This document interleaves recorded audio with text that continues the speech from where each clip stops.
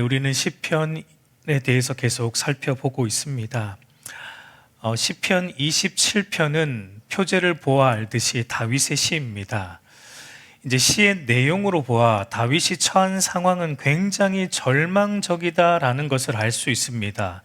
2절을 보면은 다윗의 대적들과 원수들이 다윗의 살을 먹으려고, 그러니까 다윗을 죽이려고 한다는 거죠.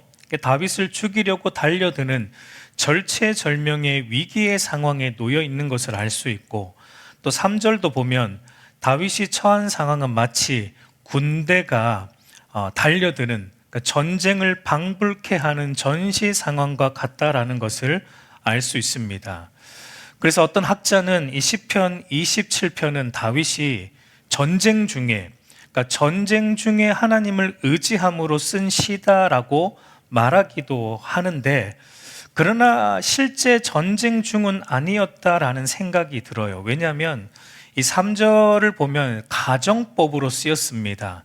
그러니까 설령 군대가 나를 대적하여 진칠지라도, 설령 전쟁이 일어나 나를 치려 할지라도 나는 두렵지 않다라고 가정법으로 쓰고 있기 때문에 실제 전쟁 중은 아니었던 것 같아요.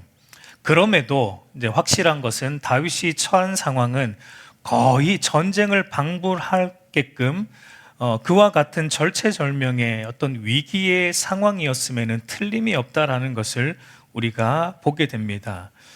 여러분, 사실 다윗의 인생은 거의 전쟁과 같다라고 해도 무관하죠. 왕이 되기 전 목자로 살아갈 때는 다윗이 양을 지키기 위해 전쟁했어요. 짐승들과, 야생 짐승들과 전쟁하며 살았고, 왕으로 기름 부음 받고 나서는 사울에게 쫓겨다니며 거의 전쟁하듯이 또 살았고, 왕이 된 이후에도 끊임없이 유다의, 이스라엘의 이방 대적들과 전쟁하며 한평생 살았던 것을 우리가 보게 됩니다. 그러니까 전쟁 같은 삶을 살았죠. 사실 여러분, 오늘 저와 여러분들의 삶도 그와 같지 않습니까? 우리도 전쟁 같은 삶을 살고 있습니다. 애들이 있는 집은 아침마다 전쟁이에요. 안 일어나려는 애들을 깨우려면 전쟁입니다. 그래서 아침에 준비시켜서 학교 보내는 게 그 자체가 사실 전쟁이에요. 여러분, 또 이제 출근하려고 하면 어떻습니까? 그 길 자체가 전쟁이죠. 출근하려는 그 길 자체가 전쟁이고, 또 직장에 가면 일과의 전쟁, 사람들과의 어떤 전쟁, 우리가 살아가는 모든 삶이 사실은 이와 같은 전쟁과 같은 삶임에 틀림이 없습니다. 그러면 여러분, 질문은 이것입니다. 전쟁을 방불케 하는 위기의 순간들, 이 전쟁 같은 삶 속에서 더더욱 어떤 위기의 순간들이 우리의 삶에 닥칠 때 우리는 어떻게 대처해야 되는가라는 질문이 생깁니다. 오늘 이 시편 27편을 통해 우리 인생에 찾아오는, 이 전쟁과 같은 우리 인생에 찾아오는 위기를 극복하는 비결이 무엇인지, 다윗이 이 위기의 순간들을 어떻게 극복했는지를 우리가 살펴보므로 그 답을 우리가 한번 찾아보고자 합니다. 우리 1절 말씀을 보면은, 여호와는 나의 빛이요 나의 구원이시니 내가 누구를 두려워하리요, 여호와는 내 생명의 능력이시니 내가 누구를 무서워하리요 라고 말합니다. 분명 다윗이 처한 상황은 원수와 대적들로부터 생명을 위협받는 절체절명의 위기의 상황입니다. 여러분, 이런 상황이라면 누구나 다 두려워할 수밖에 없습니다. 그럼에도 다윗은 뭐라고 말하고 있습니까? 내가 누구를 두려워하리요, 내가 누구를 무서워하리요. 그러니까 안 무섭다는 얘기죠. 두렵지 않다는 얘기죠. 원수들이 내 살을 먹으려고 지금 식인종처럼 달려들고 있는데도 나는 조금도 두렵지 않다라는 것을 다윗은 고백하고 있는 것을 보게 됩니다. 위기가 없어서 두렵지 않은 게 아니라 위기는 있는데 두렵지 않다라는 것을 다윗은 고백합니다. 여러분, 다윗이 그렇게 말할 수 있는 이유가 무엇입니까? 그렇게 말할 수 있는 이유가 무엇입니까? 다윗의 시선 때문입니다. 여러분, 1절을 보아 알듯이 다윗이 바라보는 것은 자기의 살을 먹기 위해 식인종처럼 달려드는 원수들을 보고 있진 않아요. 눈에 안 보이는 게 아니에요. 눈에는 보입니다. 그러나 다윗이 주목하는 것은 그 원수들의 공격, 어떤 대적들의 위협이 아니라, 어떤 위기의 상황이 아니라, 지금 다윗이 보고 있는 건 무엇입니까? 나의 빛이시고 나의 구원이시고 나의 생명의 능력이신 하나님을 다윗은 바라보고 있기 때문에 두렵지 않다라는 고백을 할 수 있는 것을 우리가 보게 됩니다. 여러분, 이것이 우리가 계속 보고 있는 다윗 신앙의 핵심입니다.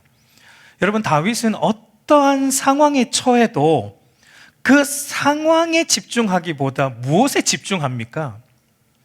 다윗은 어떠한 상황을 만나도 그 상황이 정말 자기를 잡아먹을 것 같은 위기의 상황이어도 다윗은 무엇에 집중하냐면 그 상황에 집중하지 않아요. 지금 우리가 사실 시편 26편까지 살펴보면서 계속 다윗의 시들을 살펴보면서 본 것이 다윗은 상황에 집중하지 않고 그 상황 너머에 계시는, 그 상황을 한치의 오차도 없이 통치하시고 다스리시는 하나님이 어떤 분이신가, 그 하나님에게 집중하고 있는 것을 우리는 보게 된다는 것이죠. 여러분, 이것이 우리 인생에 찾아오는 위기를 극복하는 첫 번째 비결입니다. 우리의 위기의 순간에 우리가 일어난 그 위기를 바라보고 위기를 묵상하면 안 돼요. 위기를 바라보고 위기를 묵상하고 이 위기를 어떻게 해결할까에 집중하기보다 우리가 집중해야 되는 것은 하나님이 어떤 분이신가, 나를 붙들고 계신 하나님이 어떤 분이신가, 나와 함께 하신 하나님이 어떤 분이신지를 우리는 묵상해야 되고 그 하나님을 깊이 바라봐야지 위기가 위기로 느껴지지 않는 은혜가 우리 가운데 임할 줄로 믿습니다. 여러분, 위기의 순간에 우리가 바라봐야 될 그분, 묵상해야 될 하나님은 어떤 분이십니까?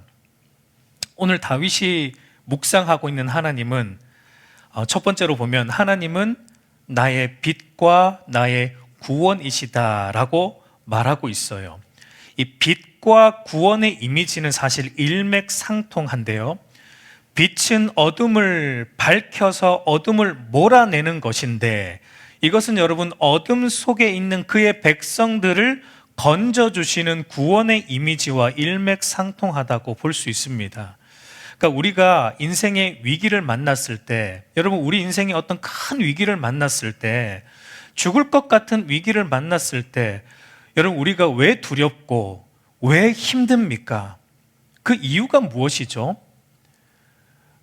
왜냐하면 지금 내가 만난 이 위기의 상황에서 벗어날 길이 보이지 않기 때문에, 이 상황이 여전히 어둡게만 보이기 때문에 두렵고 힘이 들게 느껴지는 것입니다. 그러나 여러분, 눈을 들어서 빛 대신 하나님, 구원의 하나님을 바라보는 자에게 하나님은 어떻게 해주십니까? 빛을 비추어 주세요. 그러니까 그 어두운 위기의 순간에 하나님이 빛을 비추어서 무엇을 보여주십니까?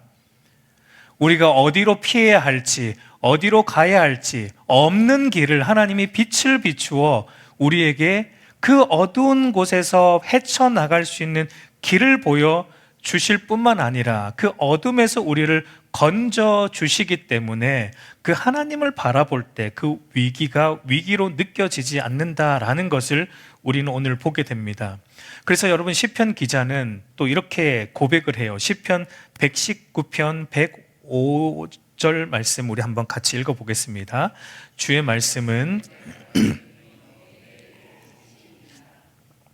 주의 말씀은 내 발의 등이요 내 길의 빛이니이다 라고 말하죠. 아주 유명한 말씀이죠. 하나님은 당신을 의지하는 자, 당신의 말씀을 붙드는 자에게 어떻게 해주시는가?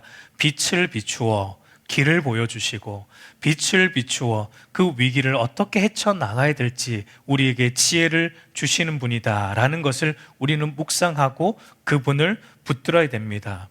그리고 또한 위기의 순간에 우리가 바라보고 묵상해야 할 하나님은 또 어떤 분이신가?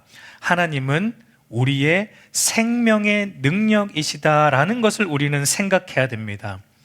여러분, 여기서 능력이라는 말은 힘, 능력을 의미하기도 하지만 원문적인 의미로 볼 때 피난처, 요새라는 의미가 이 안에 담겨 있어요. 그러니까 하나님은 당신을 의지하는 자, 당신의 말씀을 붙들어 사는 자에게 그 위기의 상황에서 어떻게 해주시는 겁니까? 그 위기의 상황을 견디어낼 수 있는 힘을 주실 뿐만 아니라 그 위기의 상황에서 피하여 쉴 수 있는 피난처와 요새가 되어주신다라는 것을 말하고 있습니다.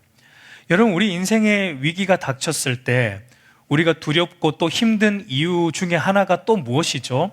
무엇 때문에 우리가 힘들고 두렵습니까? 의지할 곳이 없어서 그렇죠. 피할 곳이 없어서, 피하여 기댈 곳이 없기 때문에 그 상황이 두렵고 힘든 것입니다. 그러나 우리가 어떤 위기를 만나든지 언제든지 달려가 피하여 기대어 쉴 곳이 있다면, 언제든지 달려가 피하여 의지할 분이 있다면 여러분, 그 위기를 이길 수 있어요. 그 위기가 위기로 느껴지지 않을 수 있습니다. 여러분, 우리 믿는 신자에게는 어떠한 위기의 순간이 온다 할지라도 언제든지 달려가 피하여 기대고 쉴 분이 계시죠. 그분이 바로 우리의 피난처와 요새가 되시는, 우리의 힘이 되시는 하나님이신 줄 우리가 믿습니다. 그래서 한 시편 기자도 또 이렇게 고백을 해요. 시편 우리 46편 1절에서 3절 우리 한번 같이 읽겠습니다. 하나님은 우리의 피난처시요 힘이시니 환난 중에 만날 큰 도움이시라.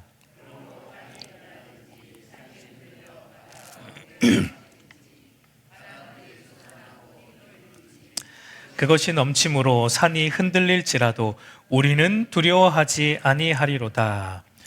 여러분, 우리 인생은 이 시편 기자가 말하는 것처럼 시시각각 흔들리고 시시각각 변하고 시시각각 위기가 찾아오는 것이 우리의 인생인데, 오늘 이 시편 기자도 두렵지 않다라고 고백을 하는데 그 이유가 뭐냐면 바로 하나님이 우리의 그 위기의 순간에 피난처가 되어 주실 뿐만 아니라 우리의 힘이 되어 주시고 우리의 큰 도움이 되어 주신다라는 것을 시편 기자는 바라보기 때문에, 이 하나님을 붙들기 때문에 우리 인생이 아무리 흔들려도 우리는 두렵지 않다라는 고백을 할 수 있다라고 고백하고 있는 것입니다.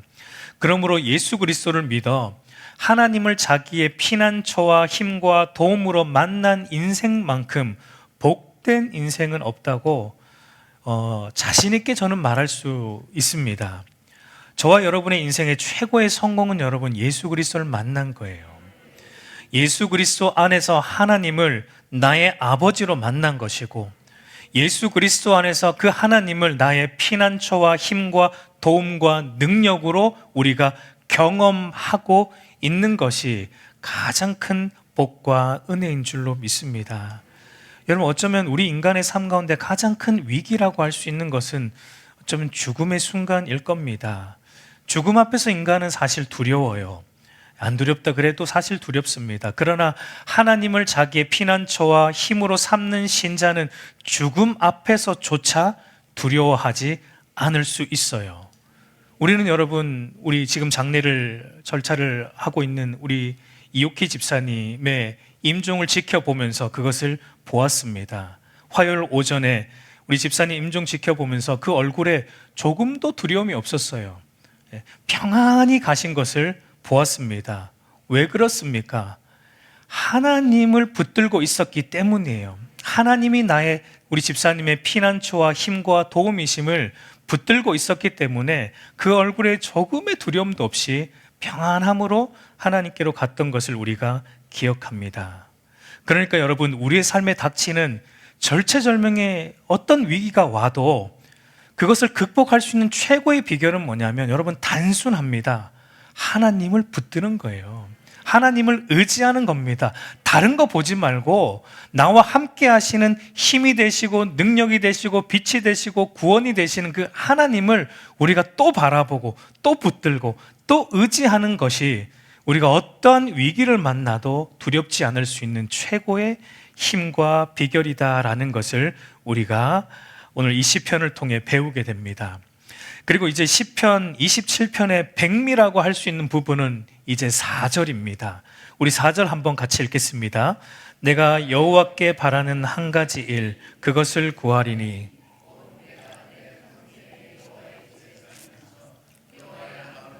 바라보며 그의 성전에서 사모하는 그것이라. 여러분, 다시 한번 말씀드리지만 지금 다윗이 처한 상황은 전쟁을 방불케 하는 절체절명의 어떤 위기의 상황입니다. 원수들이 자기의 살을 뜯어먹으려고 달려드는 생명을 위협받고 있는 아주 극심한 위기의 상황에 다윗이 놓여 있습니다. 여러분, 이와 같은 상황이라면 누구나 다 뭐라고 기도할까요? 뭘 하나님께 구하고 싶을까요? 하나님, 이 상황에서, 이 위기의 상황에서 저를 건져 주십시오. 적에 달려드는 이 원수들을 제게서 물러가게 해 주십시오 라는 걸 구할 것 같은데, 여러분, 다윗은 무엇을 구하고 있습니까? 하나님, 저에게 하나의 소원이 있습니다. 그것은 내가 하나님의 집에 살면서 하나님의 평생토록 하나님을 찬송하고 하나님을 예배하고 싶습니다. 하나님을 찬송하며 예배하는 가운데 내게 임하는 그 하나님의 영광과 아름다움을 내가 평생 맛보며 살고 싶습니다 라는 것을 고백하고 있는 것을 우리가 보게 됩니다. 여러분, 제가 설교 준비하다가 여기서 주저앉을 뻔했어요. 물론 제가 의자에 앉아 있었기 때문에 앉아서 설교 준비하니까 실제로 주저앉진 않았어요. 근데 그만큼 사실 이 내용이 제게는 충격이었습니다. 만약 여러분, 하나님께서 저와 여러분에게 지금 나타나셔서 무엇이든지 구하면 내가 다 들어줄게. 근데 딱 하나만 구해야 돼. 딱 하나만 구하면 내가 뭐든지 다 들어줄 테니까 딱 하나 네 소원을 말해봐라 라고 저와 여러분에게 오늘 하나님이 나타나셔서 그렇게 말씀하신다면 우리는 무엇을 구하겠습니까? 여러분, 하나예요. 하나. 딱 하나입니다. 평생에 딱 하나예요. 하나님이 들어줄 건 딱 하나예요. 10가지 중에 하나가 아니고 딱 하나예요. 여러분은 무엇을 구하겠습니까? 10중 8구 재물을 구하지 않겠습니까? 성공을 구하지 않겠습니까? 병이 있다면 병 낫기를 구하지 않겠습니까? 대부분 사실 여러분 그런 것을 구하지 않겠습니까? 그러나 다윗은 그런 것들에 조금도 관심이 없습니다. 돈, 성공, 건강 다윗에게 있어도 그만, 없어도 그만이었어요.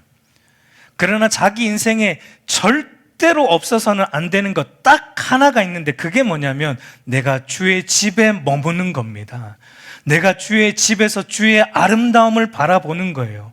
주의 아름다움을 바라보면서 주를 평생 예배하는 것, 하나님을 하나님답게 예배하는 그것 하나, 다윗은 절대 놓치고 싶지 않았습니다. 여러분, 이게 전쟁 같은 상황에서 구할 수 있는 기도일까요? 다윗은 죽을 수 있는 상황에서 구하는 게 하나님의 집에 있고 싶어요. 하나님 집에서 평생 하나님을 예배하고 싶어요 라는 것을 구하고 있어요. 여러분, 이거 충격 아니에요? 딱 하나 소원 구하라고 하는데 다윗의 유일한 소원은 하나님을 깊이 아는 것이었습니다. 하나님을 더 깊이 예배하는 것이었고 하나님을 더 깊이 경험하는 것이었습니다. 다윗은 이거 하나만 있으면 됐어요. 다른 것 아무것도 필요 없다라고 고백하고 있는 겁니다. 여러분, 그러면 다윗이 이토록 주의 전에서 하나님의 아름다우심을 바라보며 하나님만 예배하고자 했던 이유가 무엇일까? 우리 5절, 6절을 보면 여호와께서 환난 날에 나를 그의 초막 속에 비밀히 지키시고 그의 장막 은밀한 곳에 나를 숨기시며 높은 바위 위에 두시리로다. 이제 내 머리가 나를 둘러싼 내 원수 위에 들리리니 내가 그의 장막에서 즐거운 제사를 드리겠고 노래하며 여호와를 찬송하리로다 라고 말합니다. 여러분, 다윗에게 있어서 주의 전은 하나님께서 자기를 환난에서 숨겨주시고 지켜주시는 하나님의 초막과 장막이었기 때문에 그토록 주의 전에 머물기를 원했습니다. 여러분, 초막과 장막은 하나님의 임재하시는 성전, 성소를 가리키는 것으로 그것은 아무나 들어올 수 없죠. 그러니까 다윗에게 하나님의 임재하시는 주의 전은 모든 환난으로부터 피할 수 있는 견고한 피난처였다라는 거예요. 그러니까 예배의 자리가 다윗에게 뭐였냐면 피난처였다는 겁니다. 피난처였다는 거예요. 그래서 다윗은 오늘 6절에서 말하듯이 주의 전에서 제사를 드리며 주를 찬송하는 것이 한없이 즐거웠다라고 고백하고 있어요. 즐거이 주를 찬송하고 예배한다라고 고백합니다. 다윗에게 예배는 기쁨이었고 즐거움이었고, 다윗에게 예배는 세상 모든 환난으로부터 피하게 하시는 하나님의 보호하심이었고, 여러분 여기서 중요한 것은 예배를 드린다고 해서, 우리가 주의 전에 나와서 하나님을 예배한다고 해서 즉각적으로 우리 삶에 있는 위기가 사라지는가? 그렇지 않아요. 예배를 드린다고 해서 우리 삶의 위기가 없어지는 게 아닙니다. 다윗은 주의 전에서 주를 예배함으로 주의 아름다우심과 선하심을 경험함으로 자기가 어떤 경험을 하고 있냐면, 자기의 인생의 위기는 많은데 그러나 예배하는 가운데 그 위기들이 조금도 위기로 느껴지지 않는 은혜를 다윗은 주의 전에서 예배하면서 그것을 맛보고 있습니다. 그래서 예배가 즐거운 거예요. 그래서 예배가 기쁜 거예요. 하나님을 찬양하는 것이 한없이 기쁜 거예요. 그래서 더 오고 싶은 거예요. 왜냐하면 예배함을 통해서 다윗은 모든 세상이 이제는 세상과 나는 간 곳이 없고, 찬송가 가사처럼 세상과 나는 간 곳이 없고 오직 구속하신 주만 보이는 은혜를 예배를 통해 다윗은 경험하고 있기 때문입니다. 여러분, 오늘 저와 여러분의 모습은 어떠합니까? 여러분, 우리도 하나님의 아름다우심과 선하심에 매료되어서, 예배 가운데 임하는 하나님의 아름다우심과 선하심에 매료되어서 그 안에 평생 머물고자 했던 다윗처럼 하나님의 아름다우심과 선하심에 매료되는 경험이 우리에게 있습니까? 매료되었던 경험이 있습니까? 그래서 우리도 이 예배가 즐겁고 이 예배의 자리에 더 머물고 싶은, 더 그 하나님의 은혜를 맛보고 그 하나님의 아름다우심을 맛보고 싶은 그런 경험이 저와 여러분에게 여러분 있습니까? 그런 경험이 있었습니까? 여러분, 우리가 여행을 갑니다. 아름다운 휴양지로 여행을 갔을 때 아름다운 그 휴양지의 경관이 주는 기쁨이 있죠. 즐거움이 있어요. 그 아름다운 휴양지에서 쉴 때 주는 기쁨과 즐거움이 있습니다. 그래서 우리는 그 기쁨과 즐거움에 매료가 됩니다. 그래서 우리가 어떤 마음을 먹게 되죠? 좀 더 머물고 싶다, 여기에. 휴가가 너무 짧다. 항상 3박 4일의 휴가가 너무 짧다. 이 아름다운 이 경관이 주는 기쁨과 즐거움을 내가 좀 더 한 달 정도 휴가를 보내면서 여기서 좀 더 머물고 싶다.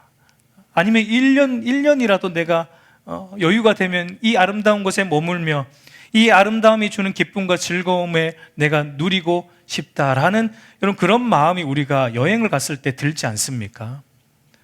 그런데 여러분, 그런 여행을 갔을 때 그런 마음이 드는데, 여러분, 아름다운 이 자연 경관을 지으신 그 하나님의 아름다우심에는 우리가 얼마나 매료가 되었는가? 그 하나님의 선하심이 주는 기쁨과 즐거움에는 내가 얼마나 매료가 되었는가? 그래서 그 하나님의 선하심과 기쁨이 주는 그 즐거움 안에 머물고자 하는, 그 예배를 통해 우리 가운데 임하는 그 하나님의 기쁨과 즐거움에 머물고자 하는 그런 마음은 우리 안에 얼마나 여러분 들었는가? 우리는 한번 생각해 보아야 됩니다. 아름다운 휴양지가 주는 기쁨과 즐거움은 잘 느끼는데 하나님의 아름다움이 주는 기쁨과 즐거움을 우리가 느끼지 못한다면 우리의 신앙은 여러분 문제가 있는 거예요. 우리의 신앙은 사실 여러분 문제가 있는 겁니다. 그렇게 신앙생활 하는 것은 문제가 있는 거예요. 다 그렇게 신앙생활 한다고 그게 정상은 여러분 아니에요. 정상은 사실 다윗이 정상이에요. 다윗이 정상적인 신앙생활을 하고 있는 거예요. 여러분, 우리가 느낄 수 있는 가장 큰 기쁨과 즐거움은 이 땅의 것에서 오는 게 아닙니다. 하나님에게서 오는 기쁨과 즐거움이에요. 하나님의 아름다우심과 그분의 선하심에서 오는 기쁨과 즐거움이 사실은 우리를 가장 매료하는 가장 큰 기쁨과 즐거움이고, 그 하나님의 선하심과 아름다움 안에서 머물고자 하는 마음이 정상적인 그리스도인의 마음입니다. 저와 여러분 안에 그 마음이 회복되기를 간절히 소망합니다. 그 마음이 저와 여러분 안에 일어나기를 우리 주님의 이름으로 축원합니다. 이 나의 빛과 구원이신 하나님의 아름다우심과 선하심을 아는 자, 나의 생명의 능력이신 하나님의 아름다우심과 이 선하심을 아는 자는 주의 전에서 예배하는 것을 가장 사모할 뿐만 아니라, 여러분 또 무엇을 사모하게 될까요? 예배를 사모할 뿐만 아니라 그는 하나님께 기도하기를 사모하게 됩니다. 여러분, 다윗은 기도의 사람이었어요. 7절에서 12절까지 다윗의 간절한 기도의 내용이 나옵니다. 우리 7절과 8절을 보면, 여호와여 내가 소리내어 부르짖을 때 들으시고 또한 나를 긍휼히 여기사 응답하소서. 너희는 내 얼굴을 찾으라 하실 때 내가 마음으로 주께 말하되 여호와여 내가 주의 얼굴을 찾으리이다 하였나이다. 그리고 9절과 10절도 보면, 나의 구원의 하나님이시여 나를 버리지 마시고 떠나지 마소서. 내 부모는 나를 버렸으나 여호와는 나를 영접하시리이다 라고 말합니다. 여러분, 다윗에게 기도는 무엇과 같았습니까?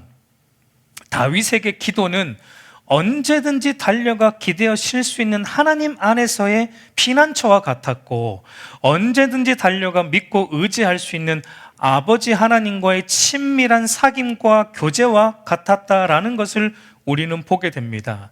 아마도 여러분, 다윗은 육신의 부모로부터는 그렇게 사랑을 받지는 못했던 것 같아요. 그렇게 볼 수 있는 이유는 당시 아무도 하지 않으려고 했던 목자의 일을 막내였던 다윗이 했던 것도 그렇고, 여러분 사무엘상 16장을 가보면 사무엘이 이제 이새의 아들 중에 기름을 부어 왕을 세우려고 할 때 이새가 자기 아들들을 다 불러 모으는데 누구는 불러 모으지 않습니까? 다윗은 부르지도 않습니다. 다윗은 그냥 양치는 대로 그대로 내두고 다윗은 부르지 않았어요. 그러니까 그것을 보면은 사실 다윗은 아버지로부터 사랑을 그렇게 받지 못했던 것이 확실하다라고 보여집니다. 그렇기 때문에 다윗은 10절에서 내 부모는 나를 버렸으나 라는 이런 표현을 쓰고 있는 것도 보게 됩니다. 그런데 다윗이 이제 그것과 대조하여서 말하는 게 뭐냐면, 내 부모는 나를 버렸을진 몰라도 하나님은 나를 받아두신다, 나를 버리지 않는다. 그러니까 육신의 부모와 하나님을 비교하는 것을 볼 때 다윗은 지금 하나님과 기도하는 것을 무엇과의 관계로 보고 있습니까? 아버지 하나님과의, 나를 언제든지 달려가면 나를 받아주시는 아버지 하나님과의 친밀한 사귐과 교제로 다윗은 기도를 여기고 있다라는 것을 보게 됩니다. 여러분, 이것이 다윗이 그토록 기도를 사모했던 이유입니다. 다윗에게 있어서 여러분, 기도는 그저 문제 해결 수단이 아니었어요. 다윗에게 있어서 기도는 하나님을 더 깊이 만나는 것이었고, 아버지 하나님과 더 깊은 사귐과 교제의 시간이었다라는 것을 우리가 보게 됩니다. 그래서 11절을 보면, 여호와여 주의 도를 내게 가르치시고 내 원수를 생각하셔서 평탄한 길로 나를 인도하소서라고 말하듯이 다윗은 주의 도, 주의 길을 가르쳐 달라고 기도합니다. 그러니까 다윗은 아버지와의 사귐을 통해서 뭘 알고 싶냐면 아버지의 뜻을 알고 싶어 하는 겁니다. 내가 가고 싶은 길로 가고 싶지 않다는 거예요.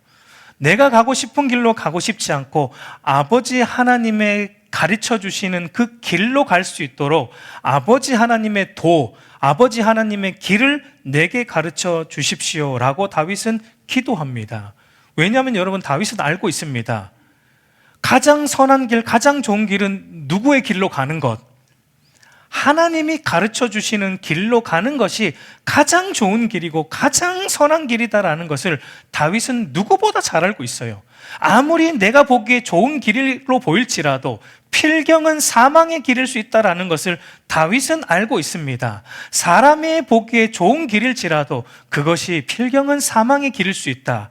그러나 하나님이 지시하는 길이라면 그것은 무조건 선한 길이다. 하나님의 도라면, 하나님의 길이라면 그것은 무조건 선한 길이다 라는 것을 다윗은 알고 있기 때문에 다윗은 기도하는 게 뭐냐면, 하나님, 당신의 길을 내게 가르쳐 주십시오 라고 기도합니다. 여러분, 이것이 우리 인생에 찾아오는 위기를 극복할 수 있는 두 번째 비결입니다. 여러분, 위기의 순간에 하나님께 나아가세요. 그리고 하나님께 기도하세요. 다른 거 하지 말고 하나님께 기도하세요. 기도하되 뭘 구해야 되냐면 하나님의 뜻을 가르쳐 주세요. 이 위기의 순간에 하나님, 내가 하나님의 길을 가르쳐 주세요. 이 위기의 순간에 위기를 어떻게 해결할까가 아니라 이 위기의 순간에 내가 하나님의 뜻대로 살아갈 수 있는 길을 가르쳐 주세요라고 기도하는 거예요. 그게 여러분 위기를 이길 수 있는 최고의 비결이에요. 여러분 보세요. 특히 다윗은 어떻게 기도하냐면, 내 원수를 생각하셔서 평탄한 길로 나를 인도하소서라고 기도하는데, 여러분 다윗의 원수가 바라는 게 무엇이죠? 다윗의 원수가 제일 바라는 건 뭐냐면 다윗이 넘어지는 겁니다. 다윗이 주의 길로 가지 않는 거예요. 다윗이 유혹을 받아서 주의 길로 가지 않고 헛된 길로 가는 게 다윗의 원수들이 보고 싶은 겁니다. 아, 다윗도 넘어지네. 다윗도 말씀대로 안 사네. 유혹을 받아 시험을 들어 말씀으로부터 멀어지는 걸 다윗의 원수들은 누구보다 보고 싶어 합니다. 다윗은 알고 있습니다. 뭘 알고 있냐면, 자기가 하나님 말씀대로 살지 못하면 자기의 명예만 땅에 떨어지는 게 아니라 누구의 명예도 떨어진다. 나와 하나님은 한 몸이기 때문에, 나와 하나님은 언약으로 묶여 있기 때문에 내 행위가 하나님의 명예와 하나님의 영광에 영향을 준다라는 걸 다윗은 누구보다 잘 알고 있기 때문에 원수들이 나의 행위를 보고 하나님을 욕하지 못하도록 하나님, 내게 바른 길을 가르쳐 주십시오. 하나님의 영광 때문에라도 나는 하나님의 길로 가야겠습니다. 내 명예를 위해서가 아니라 하나님의 영광을 위해서라도 나는 하나님 뜻대로 살아야겠습니다. 하나님의 명예를 위해서라도 나는 하나님이 가르쳐 주는 길로만 가야겠습니다. 주의 도를 내게 가르쳐 주십시오. 여러분, 어떤 위기의 순간이 와도 이렇게 기도하는 하나님의 백성, 하나님이 길을 열어주시지 않을까요? 여러분, 저는 확신합니다. 위기의 순간에 위기에 매달리면 길이 안 보여요. 위기의 순간에 하나님을 붙들고 하나님의 길을 구하고 그리고 하나님 뜻대로 살아가기를 몸부림치면 위기는 자동적으로 여러분 사라지게 되어 있어요. 왜냐하면 하나님이 그 위기를 주신 목적이 거기에 있기 때문에 그래요. 그 위기를 통해 우리가 하나님을 찾기를 바라시고 그 위기를 통해 우리가 하나님 말씀대로 살아가는 것이 하나님이 위기를 주신 목적이기 때문에, 여러분, 목적이 채워지면 그 시험은 사라집니다. 목적이 채워지면 위기는 사라집니다. 우리 인생의 위기는 목적이 안 채워지기 때문에 위기가 계속 있는 거예요. 여러분, 오늘 우리의 기도는 어떠합니까? 여전히 내가 원하는 것, 내가 가고 싶은 길, 내가 하고 싶은 것 해달라고 떼쓰는 어린아이와 같은 기도를 여전히 우리는 하고 있지는 않습니까? 아니면 다윗처럼 하나님, 제가 가고 싶은 길이 아니라, 제 눈에 보기에 좋은 길이 아니라 하나님의 길을 제게 가르쳐 주십시오. 저로 하여금 평탄한 길로 가게 해주시고, 여기서 말하는 평탄한 길은 여러분 단순히 아무런 문제 없는 길을 의미하는 게 아니라 원문을 보면 곧은 길이에요. 의로운 길이에요. 내가 의로운 길로 가게 해주십시오라고 기도합니다. 마지막으로 여러분, 다윗은 이제 자신을 향해 이렇게 선언함으로 기도를 마칩니다. 13절 14절을 보면, 내가 산자들의 땅에서 여호와의 선하심을 보게 될 줄을 확실히 믿었도다. 너는 여호와를 기다릴지어다. 강하고 담대하여 여호와를 기다릴지어다 라고 자기 자신에게 이제 이 선언을 하고 있습니다. 내가 산자들의 땅에서 라는 이 말은 내가 살아있는 동안에 라는 의미예요. 살아있는 동안에, 내가 살아있는 동안에 하나님의 선하심을 볼 줄을 믿는다. 이 말은 뭐냐면 그러니까 내가 살아있는 동안, 그러니까 과거에도, 내가 살았던 과거에도, 현재에도, 미래에도 항상 내 인생에 뭐가 있었다는 겁니까? 하나님의 선한 손길이 과거에도 있었고, 현재에도 있었고, 미래에도 있을 줄 내가 믿습니다. 그러니까 다윗은 지금 자기 스스로에게 뭘 말하고 있는 거예요? 하나님은 언제나 선하시다라는 메시지를 자기 자신에게 설교하고 있는 겁니다. 그러니까 다윗이 이렇게 하는 거예요. 다윗에게, 다윗아, 너의 인생에 어떠한 일이 일어날지라도 하나님은 여전히 선하시다. 너 그거 믿어야 돼. 비록 지금 네 위기가 너는 이해할 수 없을지라도 지나고 보면 그 순간도 하나님은 선하셨다라는 걸 아마 깨닫고 무릎을 치게 될 거다. 그러니 다윗아, 눈을 들어서 하나님을 바라보아라. 강하고 담대하여 선하신 여호와를 너는 기다려라 라고 다윗 스스로에게 지금 설교를 하고 있는 거예요. 여러분, 이것이 바로 우리 인생에 찾아오는 위기를 극복하는 마지막 세 번째 비결입니다. 여러분, 우리 인생에 위기가 찾아올 때마다 우리가 뭘 해야 되냐면 우리 스스로에게 여러분 설교해야 돼요. 그러니까 여러분은 다 설교자예요. 여기서 말하는, 앞에서 말하는 이 목회자만 설교하는 사람들이 아니라 여러분이 여러분 스스로에게 설교하는 설교자가 되어야 됩니다. 무슨 설교를 해야 됩니까? 위기의 순간에 하나님은 여전히 선하시다. 하나님은 여전히 선하시다. 동조야, 너의 인생에 어떤 위기가 올지라도 하나님은 여전히 선하시다. 과거에도 그랬고 현재도 그랬고 미래도 그랬고 하나님은 너의 인생을 책임지신다. 하나님은 여전히 선하시다. 그러니 너는 강하고 담대하여 하나님을 바라보라 라는 이 설교를 저와 여러분에게 스스로에게 해야 됩니다. 이제 말씀을 맺겠습니다. 저와 여러분의 삶에 어떠한 위기가 올지라도 여러분, 그때 우리가 해야 될 것이 무엇이라고요? 나를 붙들고 계신 하나님, 나의 빛과 구원과 능력이신 하나님을 바라보고 그분을 묵상하는 겁니다. 하나님의 성품을 묵상하는 거예요. 하나님의 하나님 되심을 첫 번째로 우리는 묵상해야 됩니다. 그리고 나서 그 하나님께 나아가세요.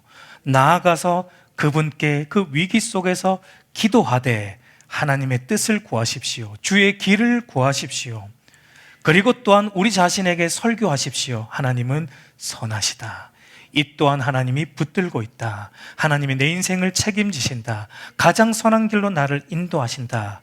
강하고 담대하여 그 하나님을 바라보라 라고 우리 자신에게 설교해야 됩니다. 그럴 때 여러분, 우리 인생에 찾아오는 절체절명의 위기의 순간은 우리를 넘어지게 하는 위기가 아니라 도리어 그 위기가 주의 뜻대로 살아가는 순종의 기회가 되고, 위기는 도리어 주를 즐거이 예배하는 예배의 기회가 되는 은혜가 저와 여러분에게 임하게 되는 것입니다.